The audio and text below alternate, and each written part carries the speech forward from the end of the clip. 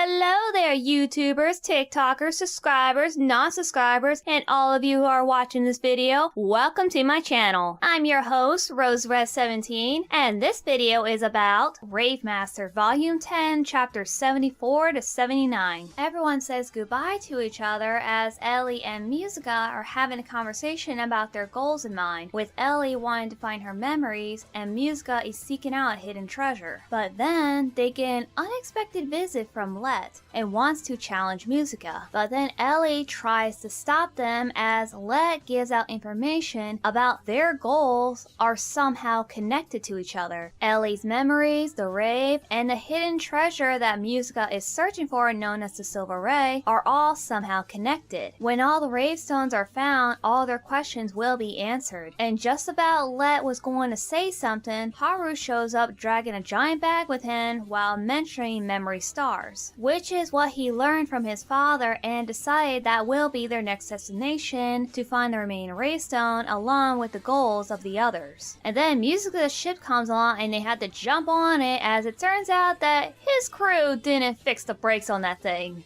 Whoops. They all started jumping on the ship one at a time as Haru invited Let to come along, and then all three of them reach out their hands to Haru as they fly away to their next destination. But then we see Seekar at the place where he found Ellie and discover that the Ethereum project ended years ago after 200 failed experiments and that there is no number 3173. He started to get some ideas about Ellie possessing the Ethereum within her, having the same face as Rachel Valentine, and decided to head to Syphonia along with Haru and his crew. Haru and the gang are on board Musica's ship on their way to Syphonia, but then soon learn from Let that there are deaths around the area due to the overdrive that exploded 50 years ago. 6 years ago, the Empire built a tunnel for people to safely pass through, but it will cost them a fortune. And the worst part is, they barely have enough to last them a week at best. Meanwhile, Haru and Ellie find a strange looking bird, but then later learn that it's an endangered species, and so Haru releases it. Then all of a sudden a giant ship hovers above them as it turns out to be a giant casino ship to Ellie's delight as she runs off to gamble with Haru following right behind her. Musica gets the idea of having a rich sponsor to finance their trip and exchange it for something else, but Let is not too sure about this. Musica and Griff are willing to give it a try with the confidence they have, but fail miserably. Let shows up behind them like a ninja and start to sense some suspicions around the place, as he noticed some people with marks that he's familiar with and told Musica and Griff to be cautious. Later on, we see the owner of the casino named Ruby, who is this penguin, our new mascot of the show. So anyways, Ruby was excited to see his new gift, which is one of the rare birds that Haru caught earlier, but he decided to release it because he knows it's an endangered species, and seeing one of them was enough for him. But then Ruby shows the man a picture of Plu and decides he wants him instead for a good price. But what little does Ruby know is that he is taken advantage of by these guys. Ellie goes on her gambling stream and invites Haru to join her, but he shows her his empty wallet. But Ellie is so confident in her gambling wins that she's willing to split the money with him. But Haru cares more about food than winning the money, and so Ellie gives him some cash and goes to her next companion. Let here is thinking about the marks that he saw earlier, and after a while he recognized the marks as Musica shows up with no sponsors. Let tells him about the underground organization known as Pumpkin Daru, who are a small group of criminals under the Demon Card's authority. There is a power struggle going on to get to the top seat of the DC, and after filling in a lot of crazy information about the organization, Musica and Let decide to leave before they get into trouble. Now after Plu and Haru stuff themselves and then Ellie comes along to join them, they don't know that they're being watched by these guys and steals Plu without getting caught, so they put everybody to sleep and grab Plu to deliver to Ruby. Ellie and Haru are tied up as Ruby surprisingly makes an appearance as the big guy covered the two up and the woman gave Plu to Ruby as requested.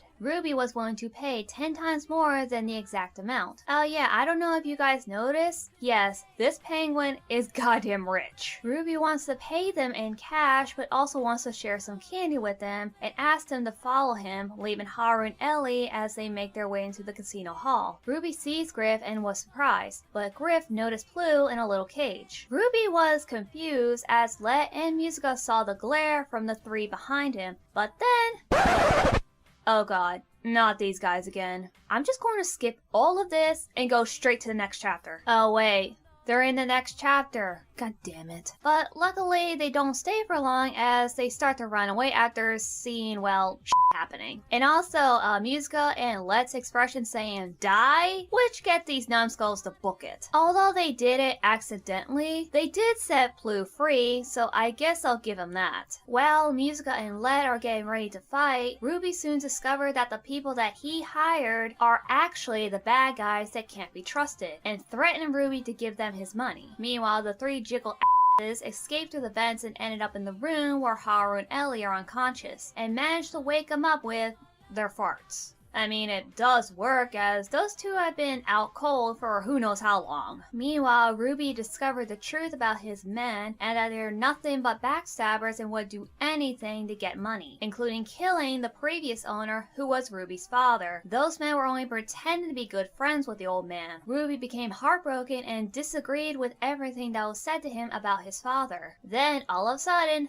boom! Haru came busted in and gave a good punch to the scumbag. The fight started between the two, while back with Let and Musica, learning a little bit more about the organization and how they got their powers. It turns out that even though the DC is gone, it hasn't truly fallen. And then Haru announced himself as the new Rave Master as he learned about the mother of all Shadowstones called Sinclair. Ruby felt disgusted for tarnishing his family's name by giving money to the bad guys, but Haru encourages him not to think that way. Haru's words reached not only to Ruby, but also these guys as well. They decided to support Haru by gassing out the entire area, knocking everyone out on the ship, including themselves. But one of Musica's men came with a gas mask on and carried Haru and Ruby back to the ship along with the rest of the crew. Ruby still feels betrayed by what happened, but Haru cheers him up by welcoming him on the ship with protection. Musica and Let are being a-holes and wants to kick him off the ship because they can't afford to give someone a free ride. But little did they know that Ruby is rich, and they will soon find out. Now leaves these guys at the end of the chapter. Haru told Ruby about the Rave Stone and he wishes to come along. Haru allows it, and one good thing about having Ruby around is that he owns the gate that they have to cross to get to Syphonia, and their fun troubles is no more, and Musica and Let wanted to kick him off. Now in the Imperial headquarters, we have the four generals from the East, West, South, and North continents, as they're having some sort of meeting. Something about criminals and the demon cards, and honestly, I really don't care what they're talking about until him from Basement 66. Now that caught my curiosity. However, one of the officers disagreed with their decision in releasing somebody like him. In fact, this individual is so dangerous that his identity needs to be kept secret. Later on within the desert prison, Seahart saw the place in shambles and learned that the criminals from Basement Floor 66 has escaped. And within the prison cell, Seahart sees all these markings and writings all over the wall spelling war, sacrifice, sins, death, you name it, along with some graffitis and graphic images. What makes it more shocking is that he has the ability to escape, but chose not to until after 10 years. Now, 4 days later, Haru and the others make their way to the Death Storm, but then they are followed by the Darus, and their master ordered to fire at the Empire Gate and destroying it. Now, without the gate, there is no way to get to Syphonia, but Haru is convinced that they can still make it and decide to cut through the storm with the ending of the chapter and the volume. Well then everyone, thank you so much for watching, and if you are new here, you can subscribe to this channel, and you can also hit that notification button for more updates on my newest videos. And don't forget, you can check me out on Twitter, TikTok, and Discord, and I'll see you all in the next video. RoseRed17 out.